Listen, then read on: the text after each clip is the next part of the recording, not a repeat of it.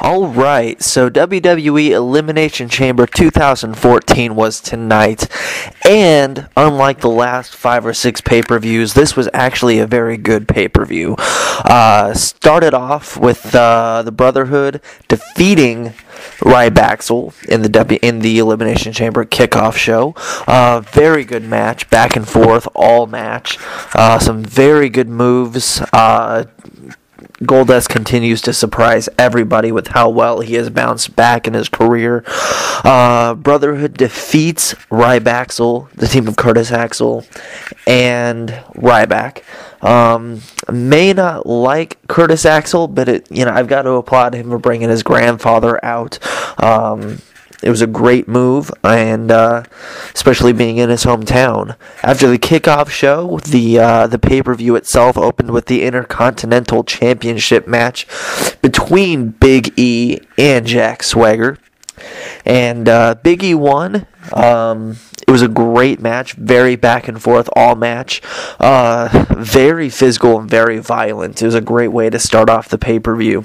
At one point, Big E speared Jack Swagger into the steps after a distraction from Zeb. The finish was amazing. After Swagger looked like he was going to get Big E got out of 2 Patriot locks, the second of which he kicked into an Enziguri kick. And that led into the big ending to win the match and retain the championship. Following that, we got to see the New Age Outlaws defend against the Usos. Very highly anticipated match. A great feud over the last few weeks on Raw and SmackDown. It was good to see. It's been good to see a good feud, especially with the New Age Outlaws, famous for their feuds and their rivalries. And the Usos, I don't think this feud is over. The Usos had this match by the coattails, and of course, New Age Outlaw fashion, Road Dogg distracted one of the Uso brothers when he was on the top rope, and that led to Billy Gunn getting the pin. New Age Outlaws to retain the tag team championship belts. I would personally like to see them drop the titles to the Usos here in the next couple weeks or at the next pay-per-view. Obviously, that's WrestleMania. I think they'll end up dropping the titles before WrestleMania. But the Outlaws, like I said last night, were it's been good to have them back. The WWE needed them back and needed a team like that back. The tag team division has been very good lately, but we needed something to boost ratings. What better way to do that than to bring back the New Age Outlaws? But nonetheless, Outlaws retain the titles. Next up, we had Darren Young and Titus O'Neil.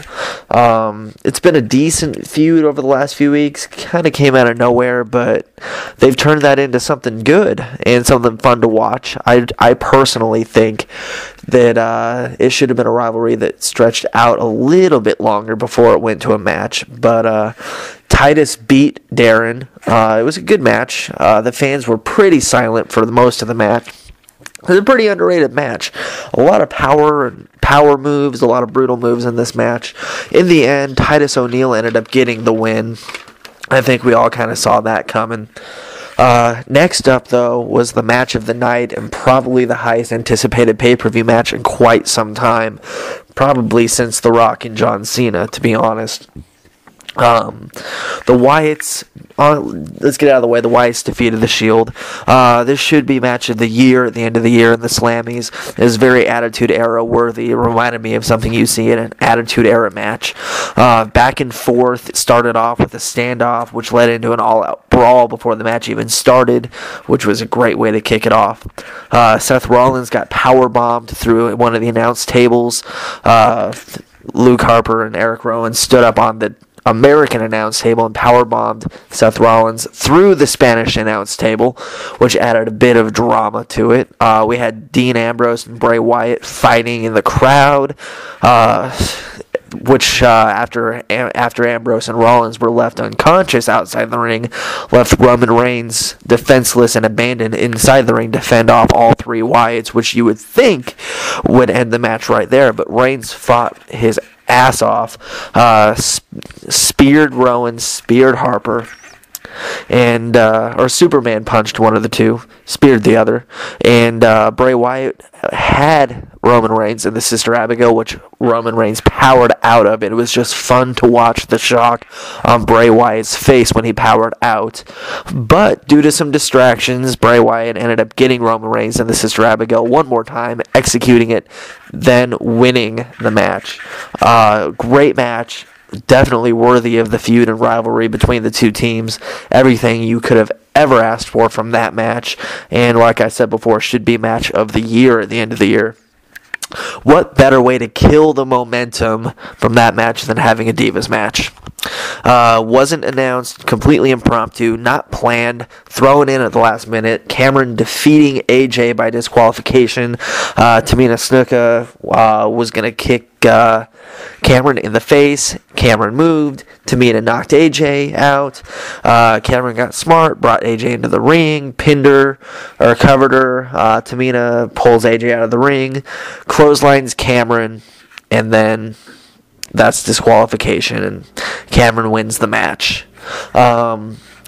Batista versus Alberto Del Rio, probably the most pointless feud all in recent memory, next to Chris Jericho and Fandango last year. No reason why Alberto Del Rio should even be feuding with Batista. Obviously just a card filler and a time filler and a time killer, honestly. The match was just about as pointless as this rivalry was. Obviously rivalry's over now. Alberto Del Rio comes down to the ring in a sweatsuit, tracksuit with a crutch and a neck brace, tells Batista that he can't compete, then proceeds to beat Batista senseless with a crutch. For some reason, people were cheering Alberto Del Rio during this match. I don't know why. Nobody likes either guy right now. Fans are pissed that Batista's back and handed a title shot right away. Nobody really wants to see that. We'd rather see Daniel Bryan or Sheamus or John Cena get a title match again, because those guys have been in the game long enough now, and Batista just came back, so why? But, the fans just completely turned on both guys during this match, especially Batista. Fans were chanting for CM Punk, chanting for Daniel Bryan, chanting for Y2J, chanting for Rob Van Dam, and chanting for Brock Lesnar, believe it or not, probably just because they were in his home state and hometown. Fans definitely did not want to see Batista, but unfortunately for them, Batista won with a Batista bomb to ADR, and that was it. Then this takes us to the Elimination Chamber match itself, which was everything you would have expected it to be: brutal, violent, physical. Daniel Bryan gets thrown through one of the pods, breaking which is now plexiglass or plastic, because why use glass? Apparently blood is just... Apparently we're in this PG era of WWE where they want to do the exact opposite of everything they did in the Attitude Era, and blood is apparently off limits. Not that, I mean, most people who watch wrestling watch action movies. There's more blood in that than wrestling, but whatever. Sheamus was eliminated first, followed by Christian, who, rumor has it, the WWE creative was thinking about taking Christian out of the match shortly before the pay-per-view. I don't know who they'd replace him with, maybe Brock Lesnar or somebody that no one really wants to see. Christian fought his ass off. It was a great match on his end. This heel turn that Christian has had as of late is genius, especially at the end of his career. He wants that last title reign. Who can blame him? What better way to do that than with a heel? Cesaro eliminated next. Cesaro has had a huge push lately. I don't think that's anywhere close to being over. John Cena was eliminated next after the Wyatts interfered. We all saw that coming. They've been talking John Cena versus Bray Wyatt at WrestleMania for a while, and after the Royal Rumble, they kind of dropped the whole thing. So they've got to get that going again. So, of course, let's have the Wyatts interfere in the match and get John Cena eliminated with his sister Abigail. Surprisingly, fans started cheering "Thank you, Wyatt" after John Cena got eliminated. This was the most neurotic, confusing crowd ever.